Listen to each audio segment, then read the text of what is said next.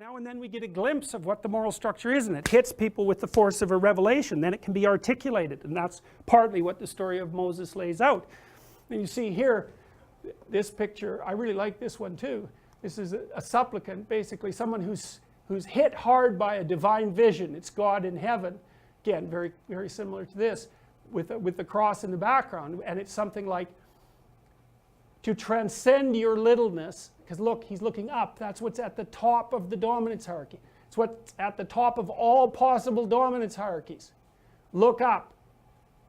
That's the Father who supports the Son, that's transcending his own vulnerability, right? Willing to bear it voluntarily and not to shirk from that.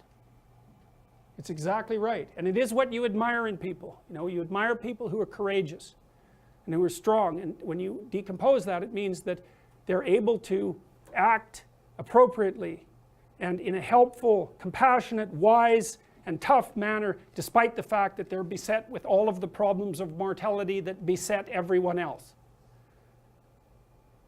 Well, how does it go wrong? Well, that's all propaganda for Hitler.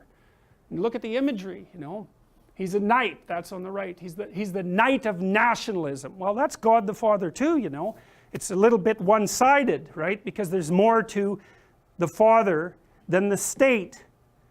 That's the thing, and that's the problem with nationalism and its totalitarian variants. And we're moving in that direction fast, right? You see Europe right now fragmenting again because the European Union is too amorphous and maybe not well enough bordered. And everyone is getting nervous and they're saying, back to the state, back to the state. It's fair enough, fair enough.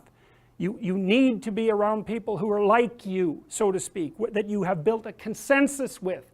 But to subordinate yourself to the state and to make its head the bearer of the archetype of the knight without having that element of individuality in it is absolutely pathological. We've already been down that road, right? Because the National Socialists were hyper-national, just like, well, both in Germany and in Italy. And it's attractive again.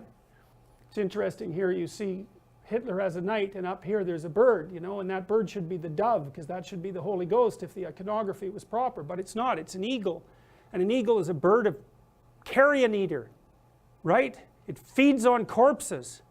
Well, it's worth thinking about. So that's the woman worshipping the strong father, another representation of Hitler as a knight. And then there's Hitler as wise father. You see, he's surrounded by people there who focused in on him as if he's of archetypal import. And then this is a poster from the Allies, an anti-Nazi poster from the Allies, and you see right there that Hitler and the Nazis are assimilated to a mess of predatory snakes. It's like, well, why? Well, if you want to appeal to someone's determination to destroy, you say, well, here you are and you're all ready to go. Let's go kill some snakes. And everyone can say yes, and then you say, well, there's the snakes right there. And the thing is, it's true to some degree because you have plenty of snakes just like everyone else. And so it's easy. That's the first step towards demonization, and you can do it just like that. It's no problem. The archetype will map perfectly, especially if there's already tension between the groups, or if the other group is identifiable in some manner, or you can make it identifiable. Disgust is the best way to do that, not fear. Disgust. Fear. To fear someone, you have to respect them. You don't want to burn everything that the person that you fear owns.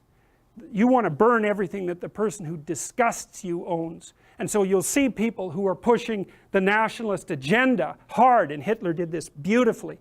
Everything that was outside of the Aryan domain of purity wasn't to be feared. It was disgusting. It was contemptuous. And it should be destroyed and purified by fire. And that was his message. The Nazis were unbelievably great at using fire of purification as a symbolic message. Well, it has an archetypal power.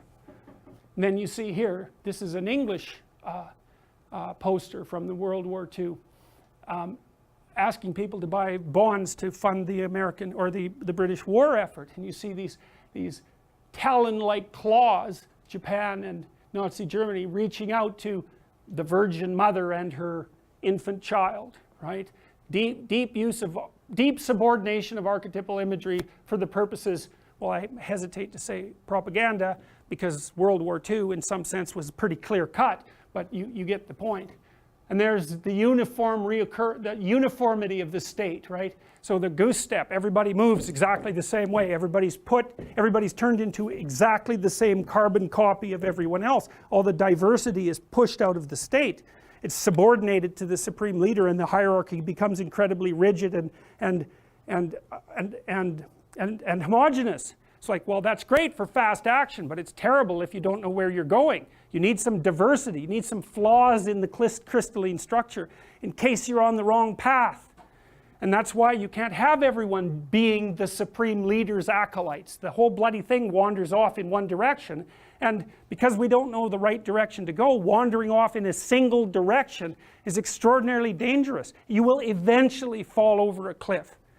So there's the Nazis' use of light at night. They were unbelievably good at their this is one of the things that made fascism so difficult to fight, because with communism, because it was a fully articulated philosophy, you could attack it rationally.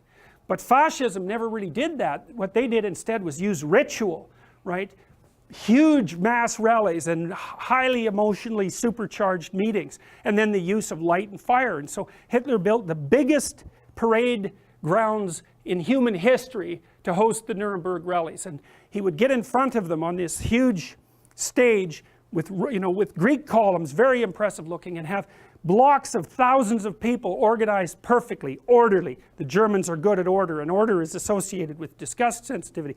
Incredibly organized, orderly displays, complete, and then at night with fire. And behind him he would have all of the searchlights from the Luftwaffe lined up, dozens of them, shooting their lights straight up miles into the sky. So we stand in front of these incredibly impressive displays of light long before there were rock shows and so forth doing that. It was unparalleled in history, and address the crowd. And he was very good at addressing the crowd.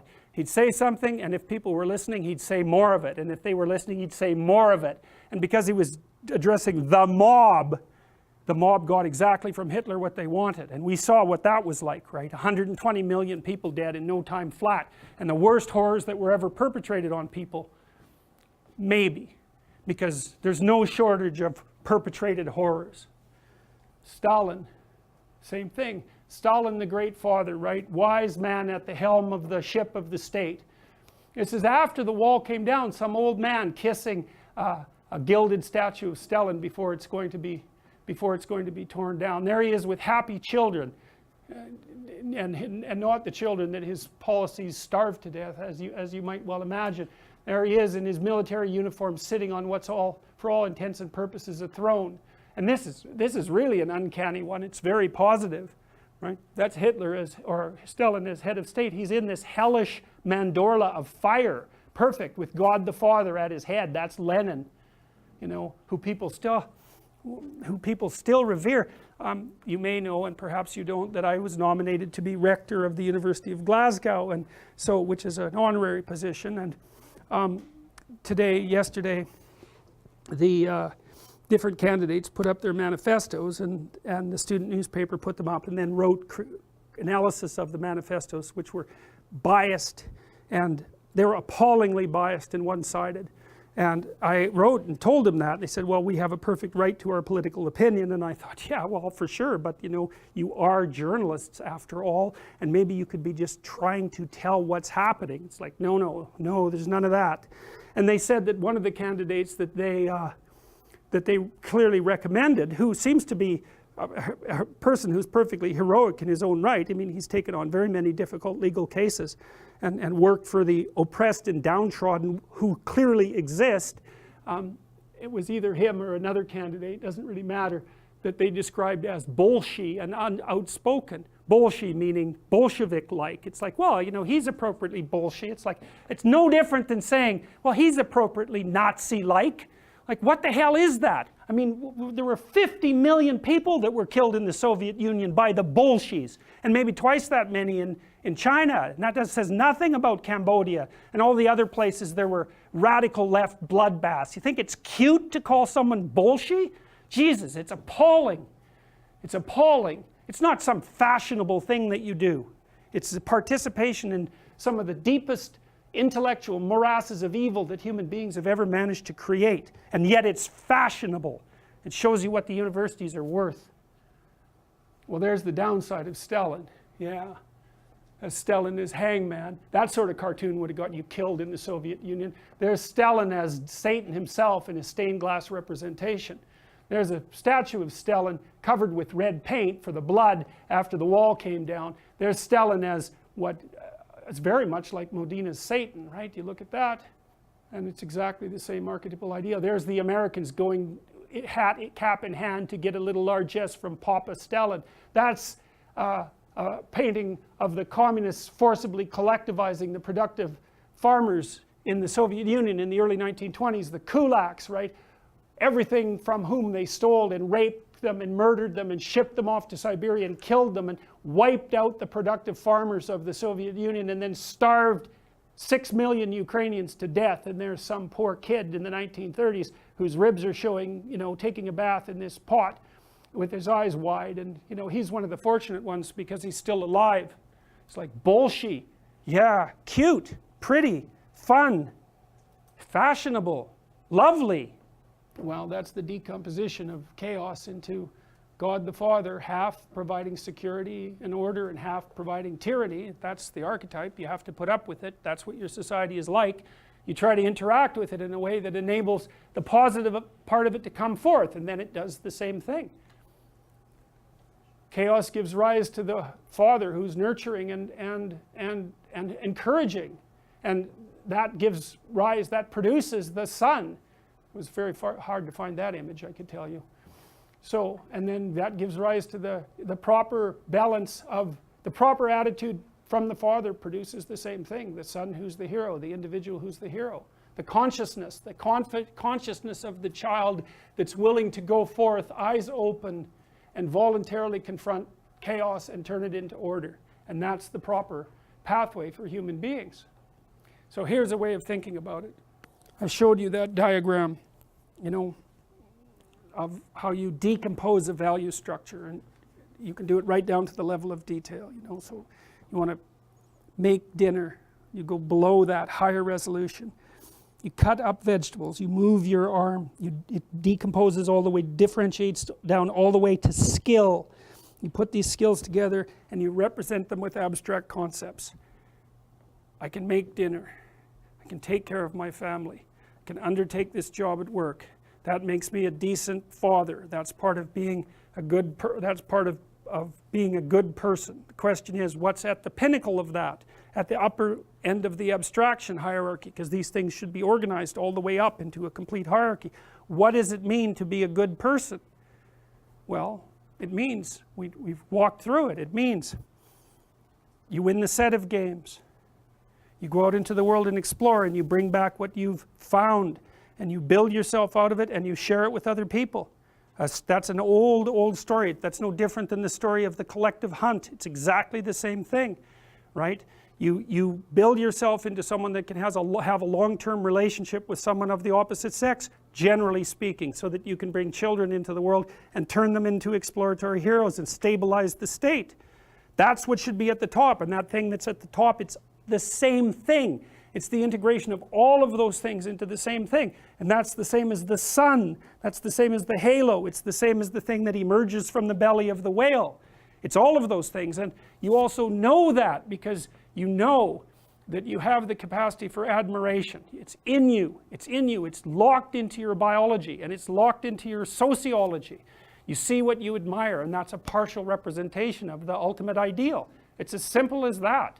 So I kind of nested this, so I should just explain this diagram briefly.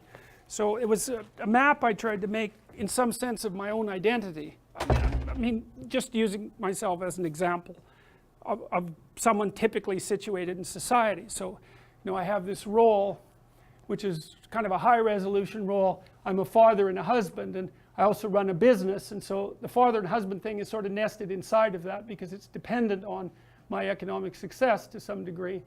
And then that's nested inside a capitalist structure. And then that's nested inside, well, I said American personality, but it's sort of, that's good enough. And then that's nested inside the humanistic Western personality and inside the Judeo-Christian personality, and that's all nested inside this thing that's best conceptualized as something approximating the exploratory hero. And so that's a That's a value structure that's, and you know, you can differentiate that to a much higher level than father and husband, and we did that when we decomposed things right down to, you know, their motor actions. And you want, what you want